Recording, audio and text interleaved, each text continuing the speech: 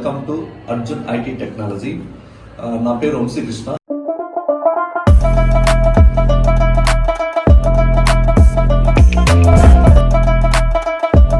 Hello everyone, ఈ వీడియోలో మనం reality of IT jobs in 2025 గురించి తెలుసుకుందాం. ఎందుకంటే 23 నుంచి 24 నుంచి ఆ 25 ఫ్రెషర్స్ ఈగర్గా ఫ్రెషర్ జాబ్స్ వేకెన్సీ కోసం వెయిట్ చేస్తున్నారు. నా సజెషన్ ఏంటంటే 2023 వాళ్ళు కానీ 24 వాళ్ళు కానీ 5 వాళ్ళు కానీ మీరు జాబ్ అప్లై చేసే ముందు ఫస్ట్ మీరు మీ స్కిల్స్ని బాగా డెవలప్ చేసుకోండి. ఎందుకంటే ఏ కంపెనీ అయినా ఫస్ట్ మీ దగ్గర స్కిల్స్ ఉందా లేదా అనేది ఎక్స్పెక్ట్ చేస్తున్నాయి.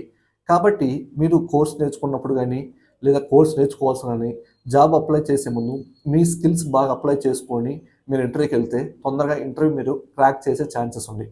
బట్ ప్రాబ్లం ఏంటంటే బయట ఓపెనింగ్స్ చాలా తక్కువ ఉంది. కాబట్టి దాన్ని బట్టి మీరు కోర్స్ నేర్చుకొని మీరు సబ్జెక్ట్ అనేది క్లియర్ చేయాలి. దానితో పాటు ఎక్స్పీరియన్స్ పీపుల్స్ కూడా పాపం జాబ్స్ కోసం వెయిట్ చేస్తారు. వాళ్ళు కూడా 2025లో ఒక అబవ్ 4 years ఎక్స్పీరియన్స్ పెట్టిన వాళ్ళకి కాల్స్ ఉంటున్నాయి. But work from home opportunities చూసిన వాళ్ళకి వర్క్ ఫ్రమ్ హోమ్స్ అనేవి ఇక నాకు తెలిసి ఉండకపోవచ్చు. కాబట్టి ఎవరైనా ఆఫీస్కి వెళ్ళి నేను జాబ్ కొట్టుకోవాలి అనుకున్న వాళ్ళకైతే ఎవరికైనా జాబ్స్ ఉంటాయి. But below 3 years job try చేస్తున్న వాళ్ళకి కొంచెం వేకెన్సీస్ తక్కువ ఉండొచ్చు. బట్ మీరు మల్టిపుల్ కంపెనీస్లో అప్లై చేయండి. దానితో పాటు మీరు కంపెనీస్ సైట్స్ లాగిన్ అయ్యి మీ ఫ్రెండ్స్ని రిఫర్ చేయండి, అడగండి ఎవరైనా ఉంటే వాళ్ళ ద్వారా మీరు కంపెనీస్లో మీరు వెళ్ళి ఇంటర్వ్యూ ఇవ్వచ్చు. బిఫోర్ మీరు ఇంటర్వ్యూకి వెళ్ళే ముందు వాళ్ళు ఏమి ఎక్స్పెక్ట్ చేస్తారు ఏంటి అనేది మీరు ఒక సపరేట్ నోట్స్ రాసుకొని ప్రిపేర్ అవ్వండి. ఖచ్చితంగా మీరు ఇంటర్వ్యూ క్లాక్ చేసేయాల్సి ఉంది. బట్ ఫ్రెషర్స్ ఏంటంటే సార్ మేము ఇంటర్వ్యూకి వెళ్ళాలంటే ఏం నేర్చుకోవాలి, ఏది నేర్చుకుంటే జాబ్ వస్తుంది.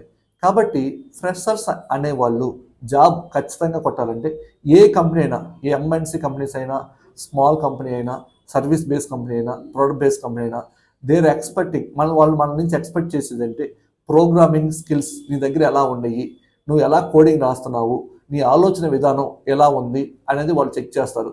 కాబట్టి మీకు సార్ మేము కొంతమంది మేము డెవాప్స్ నేర్చుకుంటాం, కొంతమంది మేము శాప్ నేర్చుకుంటాం, కొంతమంది మేము డేటా అనాలిసిస్ సైడ్ వెళ్తున్నాం, కొంతమంది మేము ఏఐ నేర్చుకుంటున్నాం, కొంతమంది ఎంఎల్ నేర్చుకుంటున్నాం. ఓకే ఫైన్, మీరు ఏది నేర్చుకున్నా ఫస్ట్ ఇంటర్వ్యూలో ఫ్రెషర్స్ నుంచి వాళ్ళు ఎక్స్పెక్ట్ చేసేది ఒక ప్రోగ్రామింగ్ లాంగ్వేజ్, మీ లాజికల్గా మీరు ఎలా ఆలోచిస్తున్నారు, లాజికల్ కోడింగ్ ఎలా రాస్తున్నారు అనేది వాళ్ళు ఫ్రెషర్స్ నుంచి ఖచ్చితంగా ఎక్స్పెక్ట్ చేస్తారు. కాబట్టి ఫ్రెషర్స్ అనేవాళ్ళు ఒక కంపెనీకి ఇంటర్వ్యూకి వెళ్ళే ముందు మీరు కోడింగ్లో ఒక సపోజ్ ఎగ్జాంపుల్ ఒక స్ట్రింగ్ ఉంది, ఆ స్ట్రింగ్ని మీరు ఎలా రివర్స్ చేస్తారు, ఇలాంటి కోడింగ్స్ అనేది ఖచ్చితంగా ప్రిపేర్ అవ్వాలి. అలా అవి వాళ్ళు ఇంటర్వ్యూ చెప్పినప్పుడు మీరు కోడ్ ప్రాపర్ రాస్తారు.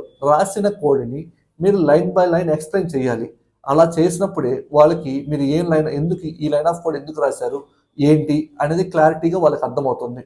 కాబట్టి ఫ్రెషర్స్ అనేవాళ్ళు కంపేర్ టు 24తో పోలిస్తే ఈ ఇయర్ కొంచెం ఓకే జాబ్స్ ఎక్కువ ఉండే ఛాన్సెస్ ఉన్నాయి.